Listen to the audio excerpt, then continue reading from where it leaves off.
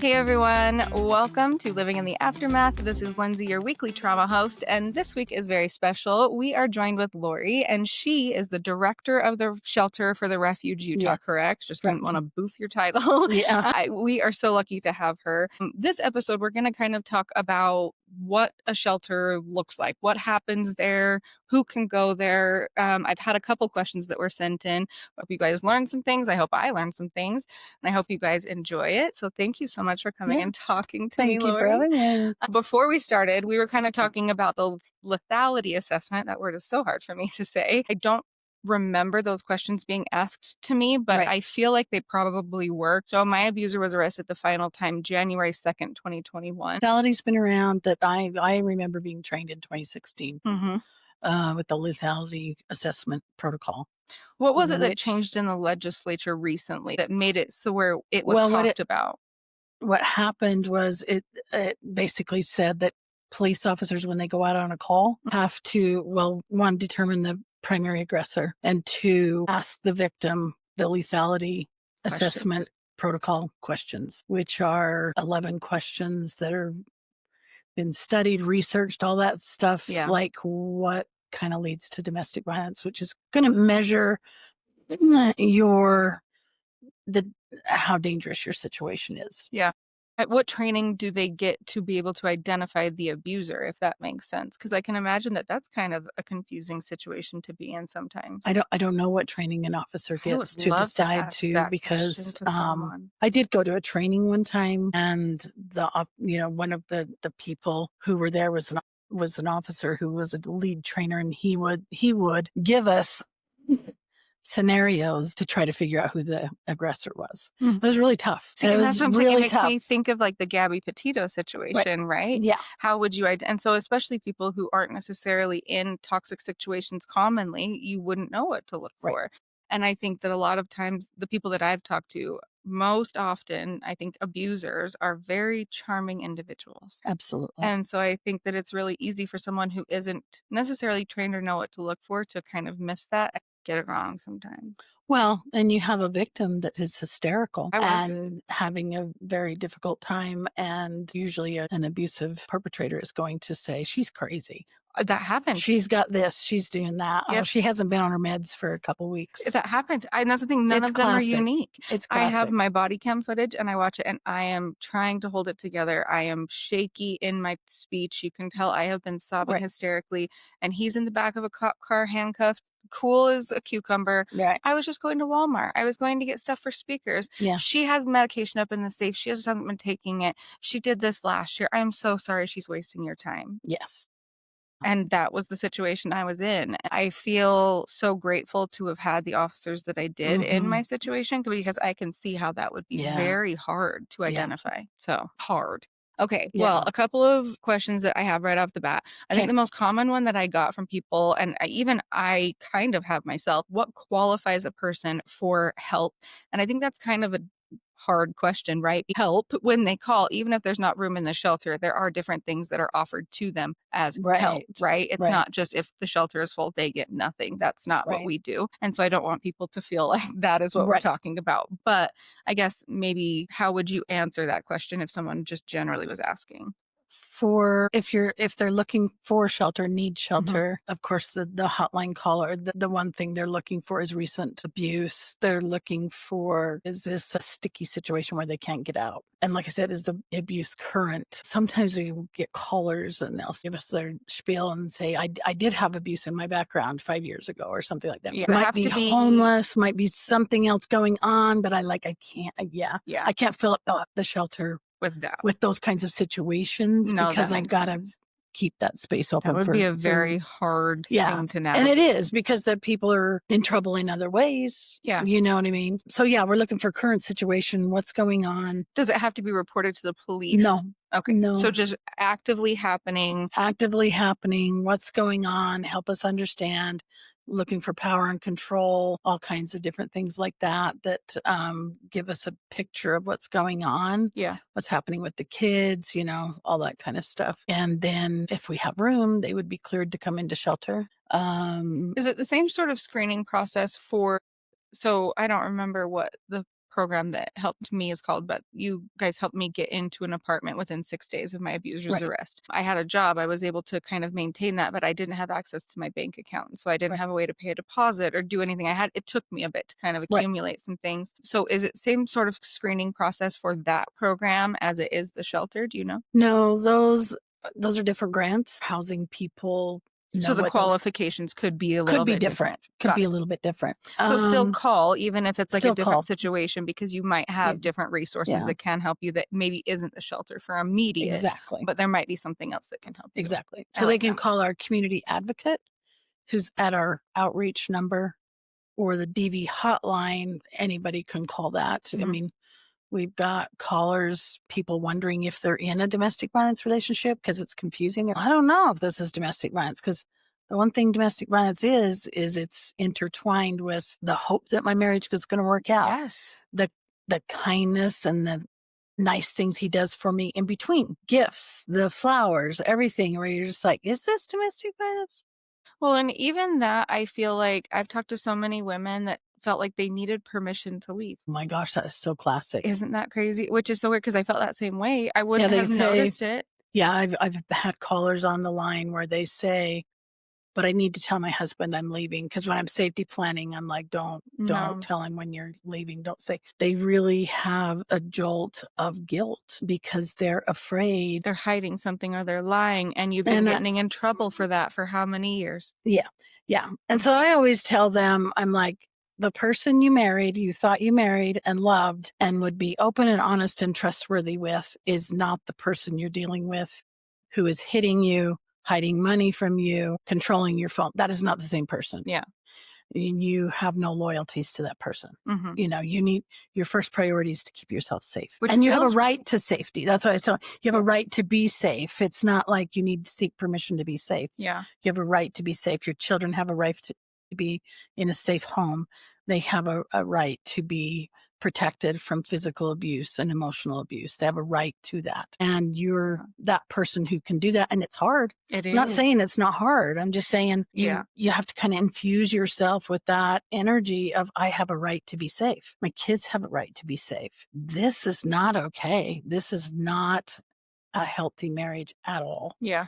And I have a right to leave and protect my family. You don't need your ecclesiastical leaders. Permission. They don't need to give you permission. Everybody has the right to be safe. And so it doesn't matter what vows or covenants or anything like that. You have a right to be safe. Yeah. I feel like for me, it was really hard to choose myself. That was like one of Yeah. the hardest things that I have, even still Yes. to this day. Yeah. And I think I feel very selfish when I Mm. shower, when I do very basic things for myself. I was made to feel for almost 2 decades that that was selfish, that I was taking time away from my children or people that needed me, and I should be doing that other times when everyone's asleep or whatever. That's not real, but No. it is No. so hard to unlearn that and to give Mhm. yourself permission. I always say, like, my biggest thing that I feel like I tell people is choosing yourself is not selfish. And I feel like for me, I always felt like my worth was found in how much I could sacrifice myself for others. So true. And I feel like So that true. comes from a lot of like women that I know in the state of Utah. And sometimes I wonder if that comes from like religious beliefs I think because so. I know that was what I picked up from religion growing up. I never Mhm. really found religion on my own. It wasn't something that spoke to me, right? But what did stick with me is your value comes from how much you can sacrifice yourself for others. And if you can do that, that is how much you love them. That's how you love others. And then at the end of the day, I have this um, poor mother who is nothing, so frazzled, so spent, there's nothing left in their Yep. bucket to give. Yet they get up the next morning and do the same thing over Every again, day. every Every day, day. and put on a smile and keep moving forward. And this is what I do. This is what happiness is. Yep, And it's I'm true. like, That's what really? we're told. Let's talk about, yeah. Are you happy? Yeah. How's it Well, and I going? think that's the hardest thing too, and for me, like, in my family dynamic, divorce was not an option. That wasn't Right. something that I ever saw, that wasn't something that ever went well, and so it was something really that I avoided. It was my brain never thought of it as an option. Right. And so even though I knew Well, I was unhappy, I was like, okay, this was the phrase I always talk about too. Marriage is hard. I hate that because I don't think that. I think life is hard. And I mhm, don't think your marriage and your person should be hard. You can have right. disagreements. Absolutely. I'm Mhm. not saying that that's not real, but that phrase alone kept me in a really unhealthy situation because I always had the mindset of, well, I don't see what happens behind closed doors. So if all marriage is hard, why would I leave, share my kids with someone to go do hard with someone new? That didn't make any sense to my head. Right. And so when I'm not seeing what other hard is happening behind closed doors, I I don't just know. kept tolerating Yeah. until it was so far down that I was so defeated that leaving, it wasn't just that it felt hard, it felt so overwhelming that I, Well, you've atrophied. yeah, You're like there you're was just you're nothing. just a shriveled mess. Yeah. Well, and at There's that point, nothing I wasn't left. allowed to sleep. For almost a year, I wasn't allowed to sleep. And so you just don't trust any thought you have. And so to get a person to believe that they deserve better in that moment, I can Mhm. imagine is one of the most difficult moments that you face with people. And I think, like you said about sacrifice, of course there's sacrifices in our life. You know what I mean? There's sometimes when you're faced with two choices and one's got to go. Yeah, One of the choices got to go. I can't have both. it's true. So you sacrifice things, right? There are times when you sacrifice and go, well, I'm not going to get a shower today. My kids need to go here and there. I guess I'll do that. But there's other times when they can be the sacrifice. Yeah. Just take care Yes. of me. Yes. And I need to, you guys can go downstairs and watch cartoons or whatever. Mhm. And I'm going to take care of me right Yeah. now. I Because think in that's so order for me to important. have energy to get through this day, I need a Yes. shower. So important. And yeah, Right. so it works both ways. And it's the healthiness of the sacrifice. Yeah. The What balance. are the choices? What do Yeah. you mean? I have to totally give up everything I know, I love. I have to give up myself, For me to be everybody a good else. wife and a good mom. And Right. no, And absolutely that's when I not. get the stamp on my head that says you're a good mom. Yeah. You're a good wife. When I always talk to people now, and I don't know that I ever would have believed it previous to the relationship that I'm in now, but someone who really loves you would not ask you to sacrifice yourself in that way. No, They wouldn't want you to do that. no, they Someone would who really, support you really loves actually. you wants you to take care of yourself Right. because no one will ever love you the way that you love you Right. because no one's in your head. No one knows what you want or what you feel or what you need. And so someone who really loves you will want you to care for those parts of yourself. Right. So Yeah. but in that relationship previous, I don't think I would have believed that that was true Yeah. because it seemed so foreign and Right. Right. Right. unrealistic, you know? Well, you were living the script. I was.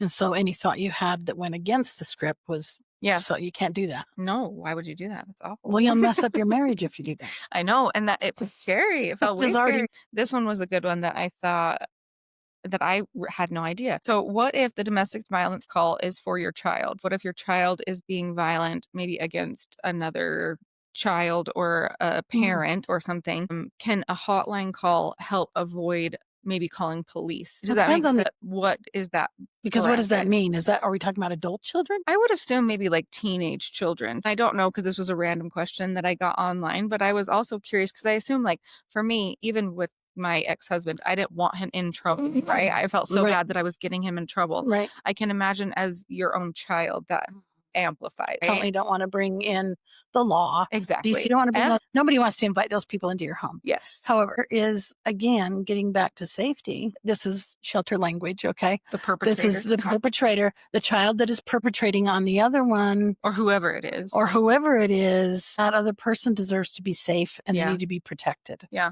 And so, and this child, say they're 16 and beaten up on a 15-year-old or Mhm. 14-year-old or 10-year-old, whatever, this child needs help to stop these behaviors, maybe even be removed from the home, depending on what's going on. That's a very real thing. And so, again, the bottom line is everybody deserves to be safe. Mhm. And so that goes amongst siblings too. So, siblings pummeling on each other, as a family, we need to figure out how we don't do that anymore. Exactly. Does that happen in families where a brother, 9-year-old brother, pummeling on a 6-year-old brother, where they get mad and upset? Yes, those things happen. But we have to understand in our families that that is not acceptable. And then we need to help the child doing the hitting and the perpetrating. And we need to send the message in our family, in our homes, that we don't hit. We protect one another. And if somebody's hurting somebody else in the family, we're protecting that person and we're going to help you get the help you need. Yeah. I like that. And that's because that's what we need to create a safe environment, and you need to have rules that support that in your home. Yeah. You know? At what point does a call to the anonymous hotline include police? Does anyone on the hotline end ever include police? Does that make sense? No, we don't, because number one, seeking help needs to be driven by the victim. Yes. Yeah, they're the ones who know their situation best and need to call for help when they need it. Now, if I'm a bystander and I'm watching somebody hit their wife or vice versa on the streets, I have a responsibility to call the police. Yes. Right. But the hotline is confidential. And so what you're telling us is important, and we're logging it, because if you call again, we will have a log of that phone call, and we're going to help you. Well, first of all, figure out and know, yes, you're in a domestic violence situation. Yes, you deserve to be safe. That's not okay. If you're not ready to come into shelter and going to have a conversation around who could you talk to outside of your home? Is it a neighbor? Is it a trusted sister? Is it a friend? You know what I mean? Yeah.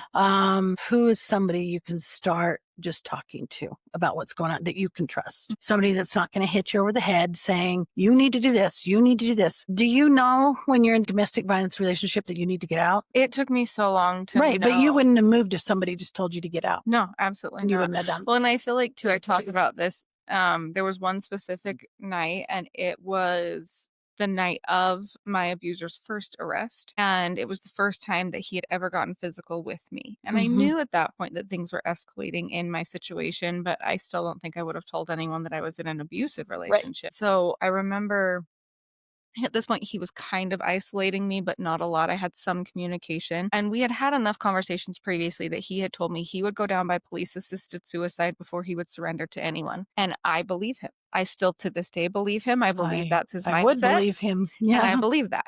After he got physical with me that evening, he took our youngest daughter into a room where he had all of his guns. It's Utah. We have a lot of guns. We were hunters. And I could hear him telling her that she was never going to see me again. And at that point, I remember I was messaging my mom and I said, he hit me. I don't know what to do. And I was spiraling. I was emotional. I didn't know what to think. I had no idea. And my mom was like, I'm calling the police. And I tell people all the time, I have never begged someone harder not to do something, because I believed that, and I still do believe that had they showed up, that would have been more detrimental to me, my children, and the police that showed up. And so it took us getting out in the right moment where everyone could stay safe, because I don't think that someone who abuses their partner is mentally stable in any situation. No. And so I think pushing that situation can be so dangerous. And so I you're think looking for the right time, but that probably wouldn't have been a good time, and your daughter could have been harmed. Yeah, you had to get him out of the room somehow and her out of the room somehow, and start crafting a different, Yeah, that's hard for family and friends, because they can see what's going on and they're like, what are you thinking? Why are you staying there? What's going on? You are navigating your kids, their school, the finances, your mindset. What you think love is. Right? You've got all this going on in your head. I'm supposed to sacrifice. You're figuring it all out in your head. Yep. And I know people who see family members be abused and stuff, you're also hoping your marriage will work this next time. If we just go see a therapist, if we just, and do we know how many people out there have been in abusive relationships and go to a therapist and things calm down? And that's the thing. And I don't, but I think, I don't know, the more people that I've talked to, I think it takes a really big human to eat that big of a humble pie and be like, did that. So I don't know that there are many people that have the ability to do that. I agree. For them to admit, the amount of work it takes for a victim in shelter just to start awareness. What is codependency? What is people pleasing? What is coercive control? All these things that we talk about. What are boundaries? What are healthy boundaries? Well, and boundaries aren't disrespectful. That was another thing that I believed to my core, that setting a boundary was me being disrespectful to people around me. And it's really hard to unlearn all of those things, especially when you're old and you feel like you're supposed to be an adult and responsible for your own children, but you're relearning these things that are supposed to be just common knowledge for people. And that feels really overwhelming. Yeah, so that's hard for a victim to do, and they want to do the change. But if you have a perpetrator and they don't want to do any changing, you won't ever make them. It's never going to happen. No, because they don't want to change. And the amount of work it takes, they have to keep choosing into it again and again and again, and they have to admit their vulnerability, the mistakes they've made, and they've got to let their spouse, their loved one, heal and be able to talk about things that come up because they're getting rid of their stuff. Mm-hmm. And you're the one who did this to them, and you're going to have to let them talk And I don't know many without getting abusers mad. That's that what I'm could hold saying. that space. So, Well, and that's the yeah, thing. I remember after his first arrest, I hate talking about. I hate it and I love it all at the same time because I'm sure other women feel seen when I say it. But after his first arrest, I never considered divorce. Not one time. The thought I had was he has to know what he's doing is wrong now because the police are telling him what he did was wrong. It's not me telling him what he did was right, wrong and that somebody he else. Yeah, and that it's was with my mindset. authority too. They have That was authority. my mindset. That was all that it was. Right. I never once considered divorce, even after he hit me. Never crossed my mind. No, because you wanted it to be better. I did. I wanted my family to work. Right. And you don't want to tear everybody always like, well, I want my children to have their father. I want them. And I'm like, yeah, I understand that. But do you want him to be the example for them? I'm sorry to say that, but it's very true. And actually, your kids are marinating in the DV soup in your home. I worry about that to this day. I can't even speak. My children watch that a majority of their life, and I'm Yeah. so grateful for what they get to see now. But I do worry because that is what they saw for so much of their life. And I think even after, it's really hard to kind of convince children that love and respect are real things in relationships, just talking about it, right? It's so much easier to get them to believe that those are real things that people do when they see it. And so I think surrounding yourself with people that do treat you in a way that normal, good humans treat you, not even romantically, but just friendships or family members. I think showing your children that versus toxic relationships is so important. So even if it's not your husband or your spouse, because I know it's not always a male, right? Get them out of that toxic situation and show them healthy relationships. It doesn't have to be this. Right. That reminds me of one of my favorite psychologists. His name is Dr. Sterling Ellsworth, and he wrote a book many years ago that's one of my favorites, How I Got This Way and What to Do About It. I absolutely love it. But he says all learning is unlearning.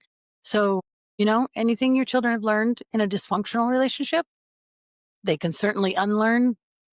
All learning is unlearning. So you unlearn that and you replace it with this good stuff. That. Do you know what I mean? Well, and I think too, do them a service. And I mean, I think about how long I spent in an unhealthy relationship and how hard it was to unlearn all of those things and how I'm still working to unlearn some of those things. Even now, even I am happily married and I am so grateful for the life that I have, but it doesn't mean that that stuff just went away. And I think do your kids a service and don't make them spend 18 years in a dysfunctional relationship and make them unlearn all of that stuff. Get them out when you know that it's unhealthy.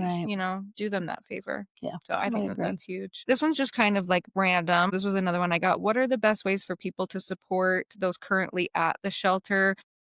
Like clothing or supplies or donations that if they want to make them feel like the people who are in the shelter feel supported and loved. I know there's like donations, but they wanted to know people in the shelter directly. Yeah, we are very fortunate. We live in a very generous community.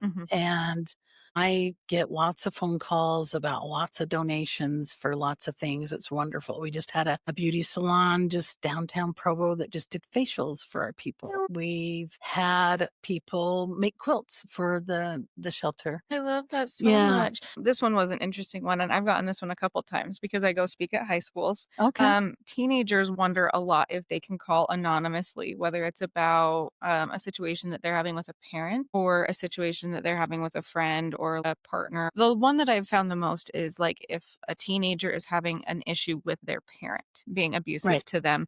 And that one is a really hard one for me to navigate because they don't have the ability to get themselves out. And here is the deal is that is super hard. Yes, please call us on the hotline. It is a confidential hotline. You don't even have to tell us how old you are. Okay. And that was one thing they've always, I'm like, you could call them, I'm sure. You don't have to tell us how old you are. You don't have to tell us your name. Okay.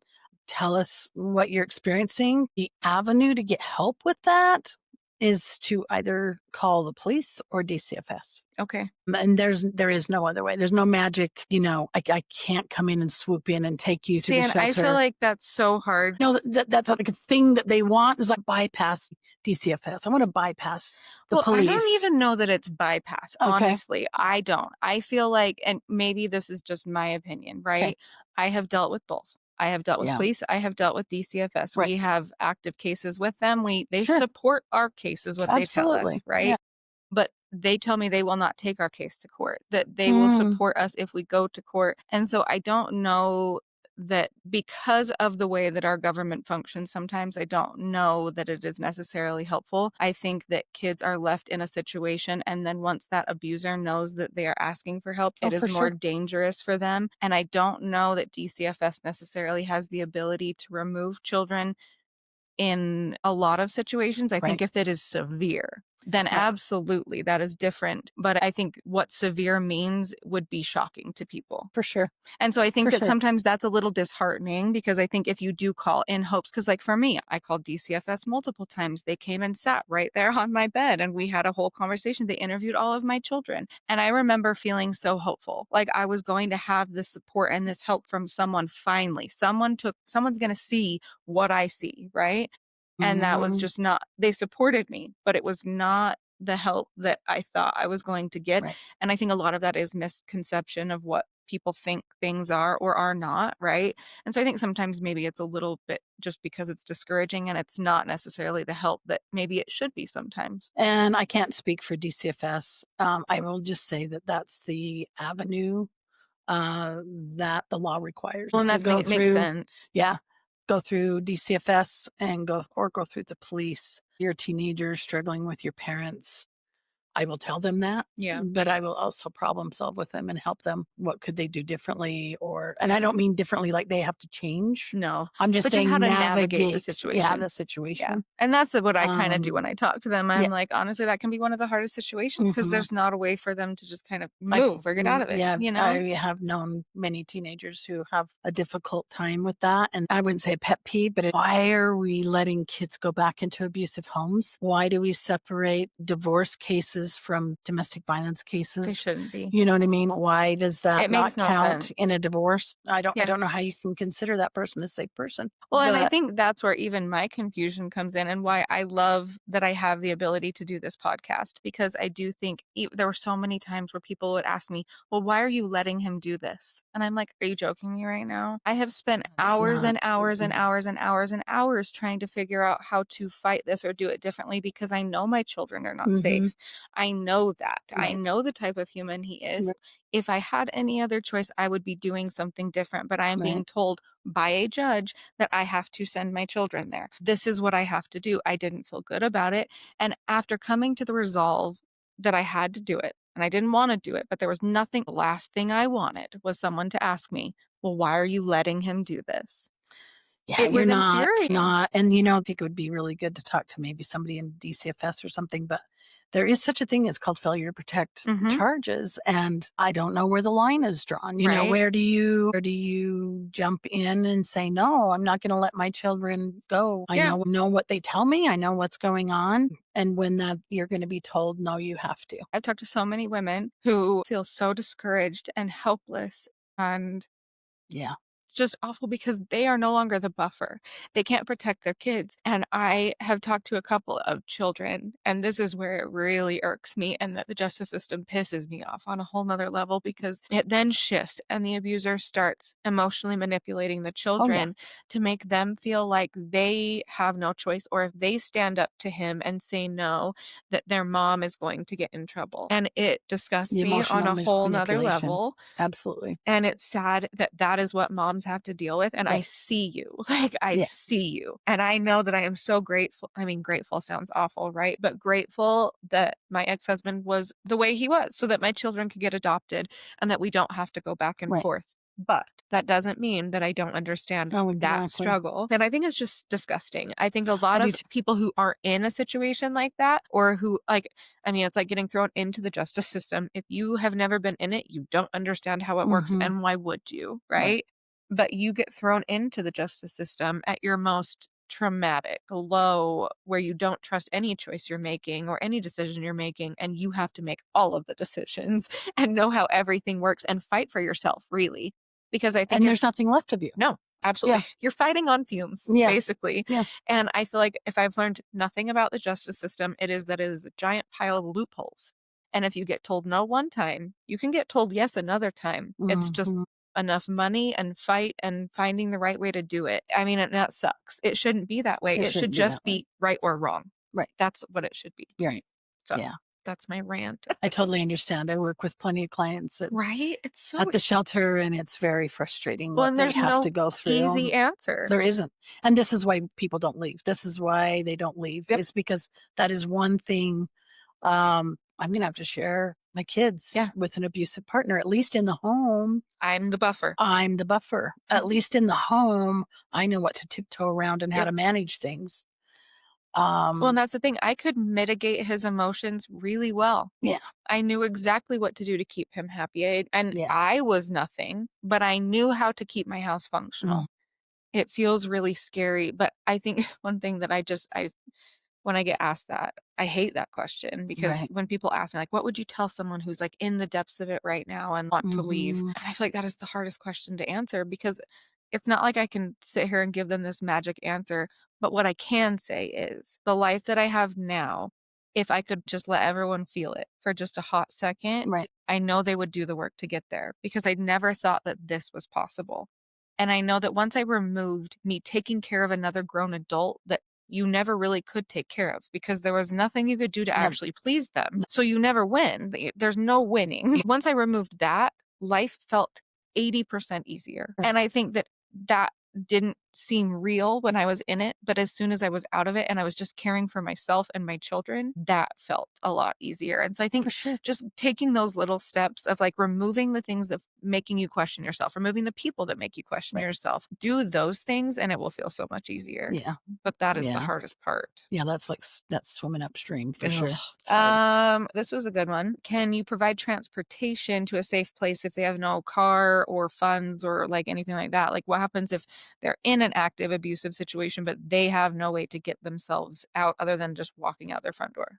Right. And then I have been on a few calls like that. Mm. I've had a few people call when they've been in the closet and crying I and did what am I going to do? Yeah, seriously. And what I start doing is tell me what's going on right now. What's he doing? What are you doing? What's, I got to figure out what the argument's about or whatever it is. So, because they've got to navigate that, right? Yes. But I remember one call when I was literally like, where do you live? Where's the police station from you? Okay. Because this is what I've only done this on a few calls, but do you mind if I call the police? And then you go out the basement door and you just start casually walking down the Yeah. sidewalk, and I will describe you The to police. them, Mhm. and they'll get you to safety.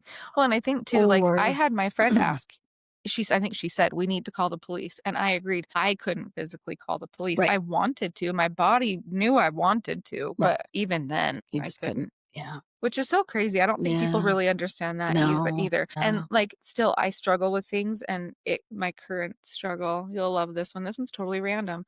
Invisalign. I didn't know that was going to be hard. Oh, And for wow. me that has been really, really, really difficult and it's been hard for me emotionally because it's hard for me to hurt myself. It hurts a lot when you put it in. I think you talk to anyone and Invisalign sucks, right? Yeah, so I've heard tightening and Yes, it's hard, especially when you have a lot of movement. I thought I'm an adult. I can push past this, right? I do all these interviews. I really want straight teeth. Mhm. Every time I put them in, I start having a panic attack. I feel like I can't breathe and I panic. And it comes down to I cannot be the one to hurt myself. I think about braces and I think I could do fine with that. The pain I'm fine with. My pain tolerance is great. I cannot be the one to do it to myself. I can't. Yeah. And I feel so stupid and humiliated and little and small and dumb that I'm an adult, right? That I should be able to mentally push through this because it's just this thing, right? And I can't do it. And there's just these Yeah. little things that I don't know, maybe one day they go away, but maybe they don't. And it irritates me sometimes, Well, sounds like you know?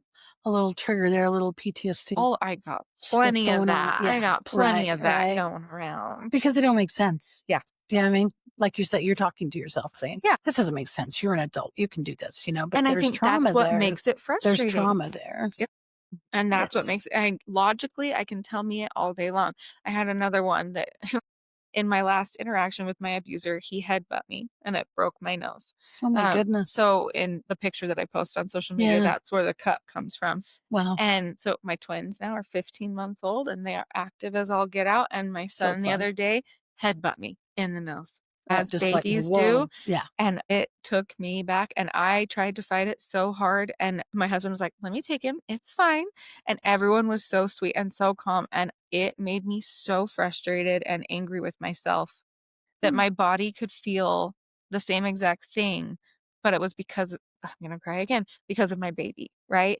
It was frustrating that I related that moment to something that I love so fiercely to something that I despise so much, right? Like, it was frustrating that it couldn't just be, "Oh, my baby just hit me in the nose," like, that happens, Well, right? the body remembers, and It so does. the body, And so it's your really baby hitting hard. you like that brings up, Yeah. So I think it's hard. I think a lot of times, like, even my family members or friends, I think that they're like, "Oh, well, it's fine. It's no big deal," right? But I think it's so hard because if you've never experienced trauma like that, there's no way to word it to people to get them to Mm-mm. understand what my body is feeling. Right. I try.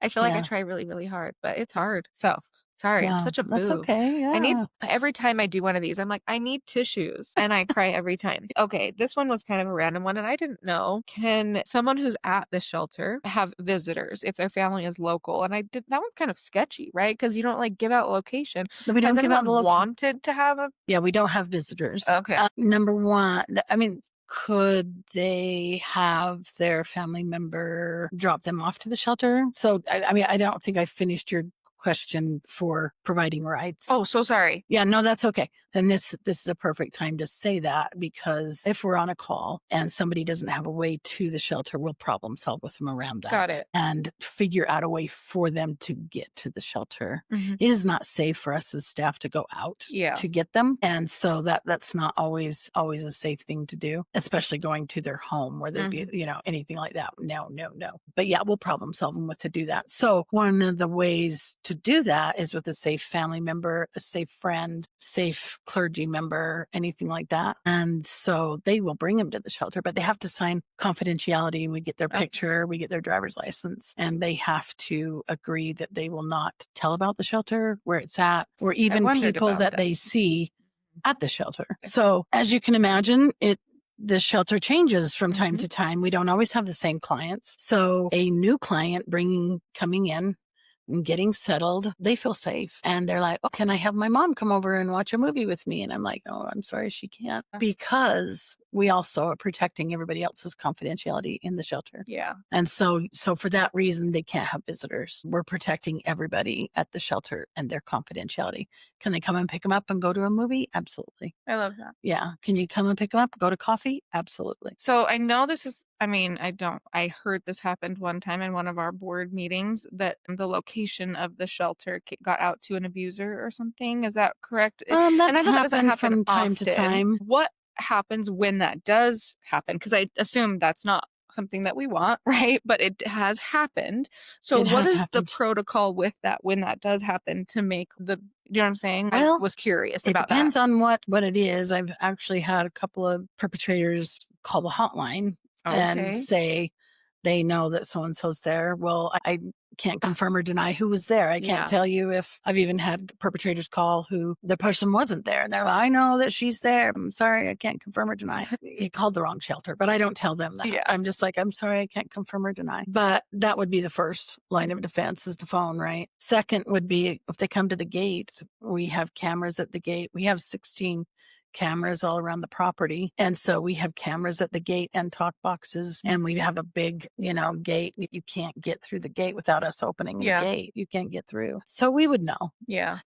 It's only been a couple of times that has happened. And the protocol would be to get everybody in the shelter. The doors automatically lock behind them. Again, they can't get in the door without our Mm. clicking a button to open the door. They can't do that. Oh, I mean, we would call the police, and so they would come and take them away, basically. Well, and I think another thing that I found is not a lot of abusers are very bold individuals when it comes to Right. They don't public want to shaming. draw a lot of attention to themselves No, either. which is so crazy because I don't think I would have thought that either. Because my Yeah. abuser is very charismatic and he was a very good salesman, and so the Well, he doesn't want to idea. draw attention to him in that way. Exactly, That and so way. it's so funny because your brain doesn't connect those 2 Right. things when you're in that kind of relationship, and so it doesn't make a whole lot of sense, so you are very scared that they are Yeah. gonna do this big, bold gesture, but I haven't found very many that are so I Yeah. had my one most recent interview, He said, I have never had a domestic violence survivor on my podcast because most of the time they're scared of repercussions from their abusers. He had one woman previous to me, but it was because her abuser had passed away. And he asked me, are you not scared of him? And I am. I would be lying if I said that I Right. wasn't. I still am very scared of him. I don't like that he knows where we are at, but I don't know that he's bold enough to do something like that. And my whole reasoning behind it is the stuff that happened to me is going to live inside my brain, whether I want it to or not. It's going to be there. And so I can either give it a purpose and make my life something Right. bigger, or it can be the thing that destroys me and I just drowned in it and live in my house forever because I'm scared to go outside, or I can't be the thing that destroys me, right? And so if he chooses to do something stupid, that would really That's suck. fine. But we do know also that there are abusers who do Really stupid things. really stupid things. Yeah. You know, we just had that shooting up in Tremont, and I believe it Mhm. was, and he shot the police officers. And I remember a while back in Linden, and this guy, if I remember right, I mean, they're divorced, everything, and she was newly married, and he broke in and killed her husband. That's the thing, I don't So put it past my ex. right, I don't. I right, right, absolutely don't. And I really hope that that never happens in my lifetime. right, But I also know for me, my personal internal stuff, I can't not have it be a bigger purpose, if that right, makes sense. But I know that that does put me in a really right, uncomfortable situation. And I know a lot of women don't have the same desire or fight. And so I hope that what I right. say makes them feel seen and heard and like they do have a voice, because that's all I hear is that everyone wants a voice. For Everyone sure, should have a voice. for sure. I think a lot of times they don't speak up out in public because they don't want to trigger something. You don't want to Mhm. trigger an avalanche. It's true. You don't want to, you know, you don't want to invite Mm-mm. things. Again, it can be abusers can be very unpredictable, Yep. and they're seething. Well, it's a lot of Oh times yeah. seething, angry, mad. Well, I know I'm the one that ruined his life in his mind. Still to this That's day, I know that I am. And I know that that's not real. But I know that in his mind, that is very real. And I tell right. my dad that. I think my dad is one of the ones that has the hardest time understanding the mindset or the Hmm. dynamic of what we deal with. Because I said, I know that if ever something happened, right? If his world really does tank and he hits a really hard rock bottom that Right. he can't come back from, even though I have not been with him for years, it's still going to be my fault. I still caused the damage that led him to this or whatever. Right. And I know that that could eventually come as repercussions from me because it will Right. always be my fault. I know that's not real, but that is his real. And I can't Yeah. change that. Right. So, Yeah. He keeps a scorecard, and until he decides to, we were talking about change, he decides to accept responsibility and decide to be vulnerable and take the reins and responsibility for his own life. That just is always going to be probably a program he runs in his head. well, and that's the thing. I think that's what scares me about Yeah. it, right? Is just the mindset that he has and how unrealistic it is, and knowing him as well as I do, right? Yeah. I think that's the other part to it is I lived with him for a really long time. Right. And You so know I what think he's capable I of. do. And I think that's the scariest part because I Hmm. don't think a lot of people in his life now do. Right. It's mostly new people Right. around him from what I've noticed on Right. social media, from what I can see. I don't follow him a lot, but No. from what I do see, it's all new people. And I feel like that's a pretty common pattern from what people that I've talked to too, if they're going to maintain the narrative that they were innocent or whatever the story is. I feel like it pretty consistently goes to new people in their life to maintain that story. It does make me wonder, what will ever happen if that story falls under, because Hmm. I don't want to be the target of that. That doesn't sound very fun. No. Hmm. Ooh, one of the ones that you sent me is someone asked, or I think a common question people has, if they are living in a house and they leave, does that mean that they lose their home? Not necessarily. Abandonment or whatever. I know Yeah. that was the term that That's I a got threatened with, right? Yes, they say if you leave me, I'm gonna call the police and tell them you kidnapped the kids. If you leave me, you don't get the house or the furniture or this. I recently have a lady, and she's not even been in there a full week, and her husband, he's already selling things, and I'm like, I can't do that. So you have a home together and you bought it during the marriage. It's both of yours. It is not The thing true that that is it hard, only belongs to him because he's the working adult. That is not true. Okay, one thing that, and this is, I mean, it happened all so fast. When my ex was arrested the first time, I was gone for about 6 weeks. We owned a home together. Well, we owned a home in Payson, and I thought we owned it together. My name had not been put on the loan, but I did not know that. And so when I moved out, he listed the home for sale with one of his friends that was a real estate agent and hired a cleaning company. The cleaning company came in and threw away all of my children's things, all of their toys, Well, all he of our gave him memory books, permission. everything. Yeah. And then I called the realtor and I said, "Can you just let me know what you're listing it for? Like something. Can you just give me some information?" And he said, "Well, you're not on the title." I knew we were married and he would not give me any information. And they ended up selling the house. I have no idea how much it was for. I did end up going back to him right before the Well, home sold. the marital, and this is when the marital property has to be. How would someone This stop that, though? this is a question more honestly for temp legal. Right? Yeah, I mean, it does depend on all these little things. The loopholes. There's always a loophole. But it's still marital property. I don't know how he got away with that. I honestly don't. Well, I think honestly it was because the housing market, it was the first of 2020. So I think housing market was still okay. And I think it just happened so fast and I was in a whirlwind. I mean, again, in my mindset at that time was he's got to know what he did was wrong and I'm going back to him. And so I think even if I had the desire to stop him, I called to try to stop it. But once the answer was no, there was not much fight left in me to go beyond that. And so it just makes me wonder, like, if someone else is in that situation, I wonder what the answer is to stop that from happening so it doesn't happen from under your temp nose. legal. And I've had a couple, there's been one person that I've referred to that had a good experience. I had a hard time getting a hold of them, but I was with Utah Legal Services already, and they were really hard too. But I think too, it's because my case took a really, really long time. Yeah. So, well, did they represent you? For my divorce, not for his criminal charges, but for my divorce. But by the time I hit divorce, because we had to wait for his jury trial, I think I had gone through 4 or 5 different attorneys and no one really knew my case and it just kind of blew up and it was hard. Really? I just wish I would have known differently what to do. He was able to question me on the stand, even though we had an active protective order because he was representing himself. And I wish that I would have had an attorney that fought more to not have that happen. That felt really unsafe for me. Yeah. Even though the judge's opinion was there's a bailiff here, she's safe. That moment felt really awful. Like that is one that I will have a really hard time getting rid of. Navigating the courts and all that stuff is not. It's not for the weak. You become an expert after having all these problems and finding it out for yourself. Yeah.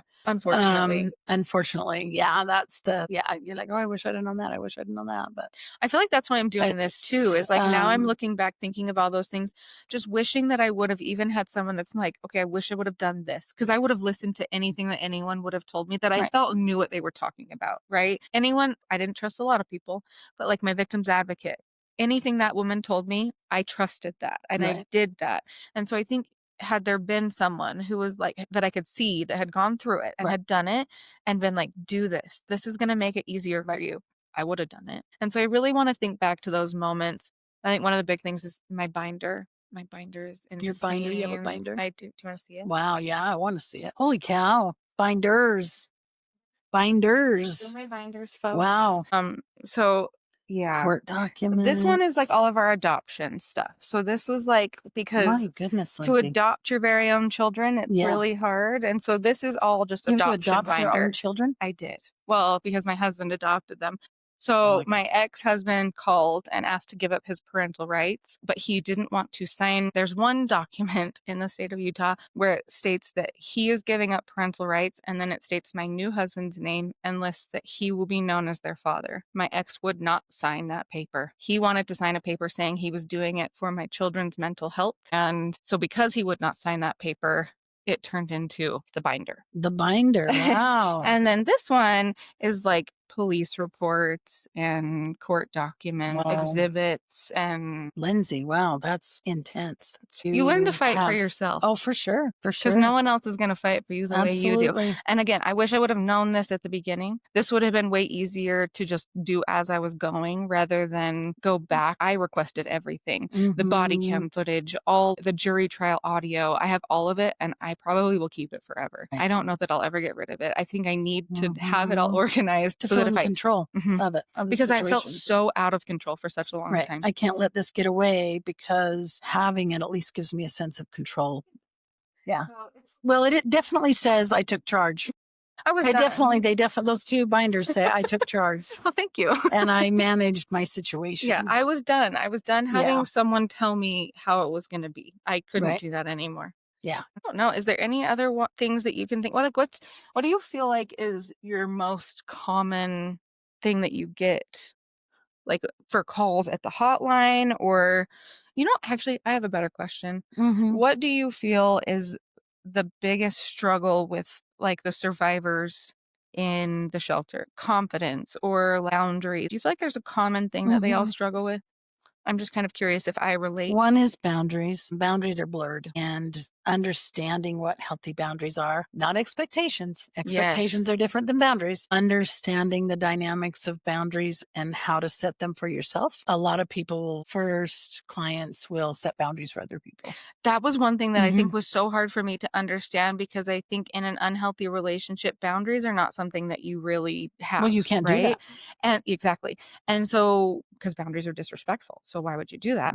And so, I think that when you've never really learned or set a boundary, it's very blurry. And I think once I realized a boundary is for myself, Yes. not for other people, that was really clear. That was a very easy way to explain it, and Mhm. even it was so funny because I could say that because for me, that's my human nature, right? Like that's how I just kind of conduct Right. myself. It's not foreign, but when I would think about the things that he would do to me, I never would have thought of it in the reverse. But when someone put it that way and said it and made it just in your face obvious, it's dumb that it wasn't. So But you're saying about violating boundaries, yeah, your like when my boundaries. abuser, like Yeah, you because would. he was setting boundaries that made me feel like they were normal boundaries, right? But they were boundaries for me to follow, not for him to follow. Right. And so You will do this and you will only yes, spend this much money and yes. you will only go to the store this long and you will I had to take a picture and those send a are receipt. rules. Those Yes, aren't boundaries. exactly. And that's the thing. It was so hard for me to flip that mindset and relearn that. Yeah. So And if you really think about it, you're like rules for your wife. yeah, yep. Yeah. And Which so is boundaries are one uh-huh. and the other is value. I can see that. Recognizing what they value. Hmm. They're like, what do you mean? What do I value? And I'm like, what's important to you? Yeah. And they're like, I don't know. That's a scary question. Yeah. Even you saying that and having Yeah. my brain think about it, I was like, "Oh." Yeah. Well, 'cause it feels scary to think I got scared to care about things because I feel like every time I cared about something, he found it and ripped it away from me somehow. Yeah.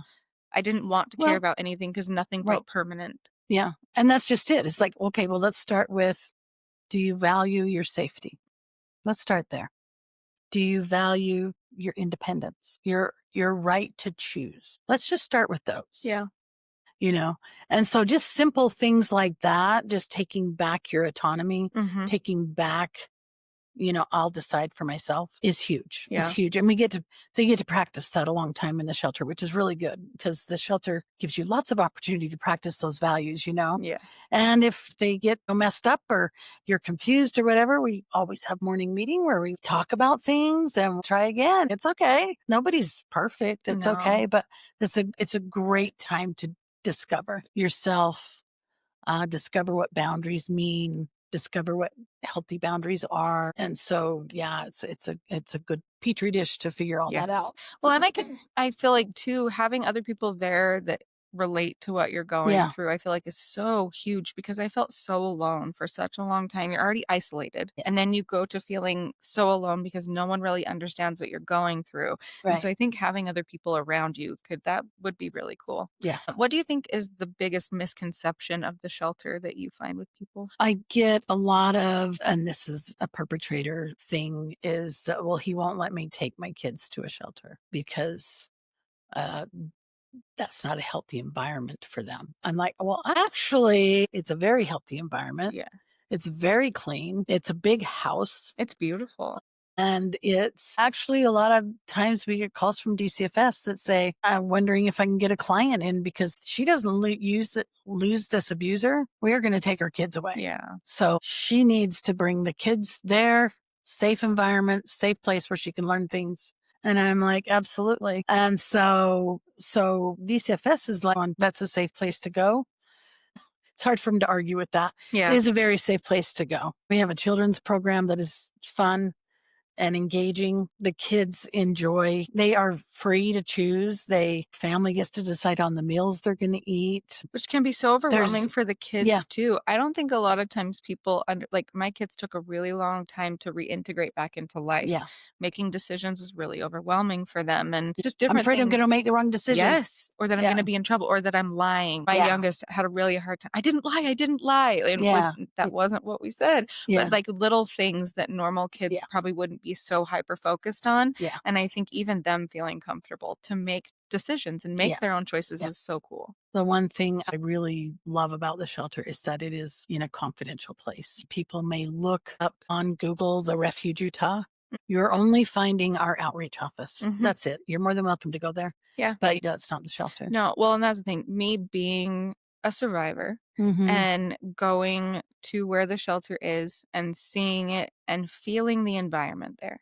I think that is something that you can't write down or put into words, but feeling that, sorry, here I go again. That was the one thing that I wanted, that I just craved, was feeling safe. I was so grateful for the apartment that I got. Don't get me wrong. I Absolutely. was so grateful because I felt like I had my own place and I was able to regain my confidence as a mom and a human. And I talk about that all the time. That was Absolutely. part of the reason why I was so successful. And I still am so grateful. But Absolutely. he knew where I was at. Well, and that's what I'm saying. Yeah. And a lot of And people say, well, they don't need to go to shelter. I have, and I get that there could be a streamline to an apartment. I yeah, understand that, but I think what the shelter offers is unique in that you are in a cocoon-like yes. environment where there's people just like you and you're all learning together. Mhm. And when you come home, you know that there's staff on duty who are watching the cameras, answering the phones. Yeah. Well, and that was the one thing. Taking care of the whole perimeter. Yes. So, like I mentioned, I wasn't allowed to sleep the last year that I was with my Yeah. abuser. And so I was exhausted on another level. I didn't know that level of exhaustion existed on the planet. And I remember I asked, will you just come and sit here while I sleep? Yeah. Because he had been driving our parking lot and I Yeah. could just see him outside. I had cameras, but I was just paranoid and scared. Absolutely. And I know it was just to intimidate me. He never got out, not Right. one time.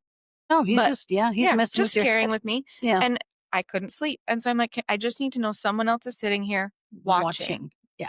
And Exactly. no one it was the dumbest thing to people. They're like, you're home, lock the door, just go to sleep. And I get it, right? Because to other people who has never understood, you can't take hours out of your day and just come sit at my house. I get it, right? But on the other hand, that was something I really, really, really craved and needed and wanted, right? And Right.